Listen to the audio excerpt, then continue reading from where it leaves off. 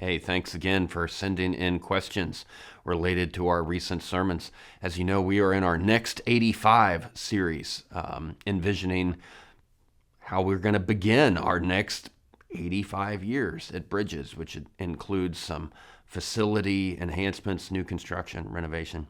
We've received a number of questions about this project, and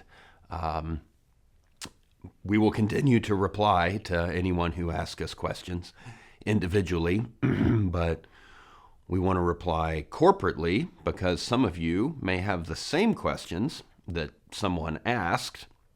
You just haven't asked it.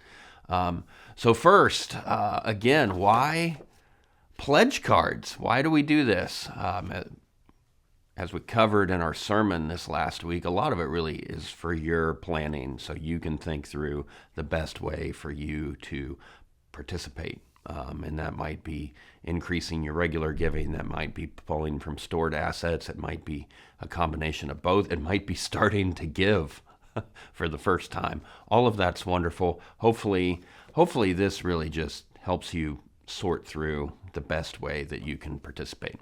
If you turn it in to the church, as we're asking everyone to do this week, and then we'll continue to ask in future weeks to turn it in. If you turn it in, which you don't need to, but if you do, then it helps the church plan, helps us anticipate what funds are on the way, even if they're not here already, which helps us know when we can start construction. Helps us know, where we are in relation to the needs. So that's really why these cards. Another question is why one fund? Why are we not having our regular giving as a general fund giving, and then a second special fund just for this project? Well, there's several reasons for that. One, we've been counseled by people who are helping us with this effort that if you give people two goals, it's more distracting than if you give people one goal. And so we want to have one goal for what we need. We need about another 4.8 million on top of our regular giving, which over the next 2 years, what that means is we need around 8 million for our general fund, more than that. And so we're just going to hit this, we're going to go for this one target. So we have one goal, so we're focused. Some of you have asked about, previous projects, leftover funds that we have from when we did an initiative called When We Can. What happened to those funds? Yes, so those funds will be added to this one fund so we can get toward our goal. People have asked, what if we designate? I look on the website and there's just one place to give. It's Next 85 / general giving or general fund. So can I give specifically just to this project? Yes, you can give specifically just to this project. If that's how you designate your gift when it comes in, if you write that on the memo line, or for people who are giving stock, let Jackie know this is specifically just for our project. That's fine. We'll keep track on the back end, kind of which giving is associated with our general operations funds and which giving is associated with our project. We'll keep track of that on the back end. And so when you give, if you want to designate it, that's totally fine to designate it. That's all questions on the giving side. And the good news because we have these leftover When We Can funds, we're not starting with zero. We've had people give already. Actually, we had people give before we even did a public announcement of what we're doing. So we're not starting at zero with our initiative. We already have some funds in the bank, but then we need a lot more people to participate. We really want 100% engagement.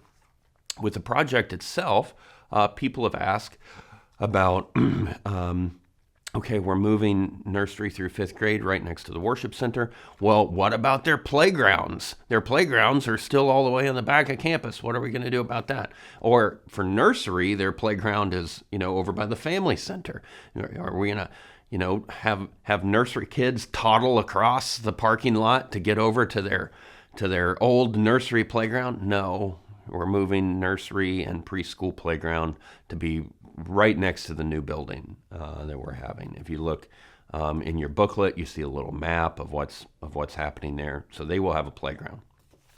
People have asked, what happens with our youth group, our middle school and high school? Don't they use that space where our nursery through elementary is going to be now? Are they going to be displaced? Well, as we're moving everybody around to different parts on campus, what this allows for is for our middle school and high school to go back to what we used to call the fourplex, now we call the kids building.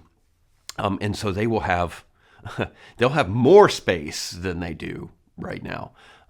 Certainly won't have less space. We're not taking anything away from our middle school and high schoolers. They're going to increase what they have. You can see that in your booklet as well. And then, where the preschool playground used to be can become kind of an outdoor hangout spot for them.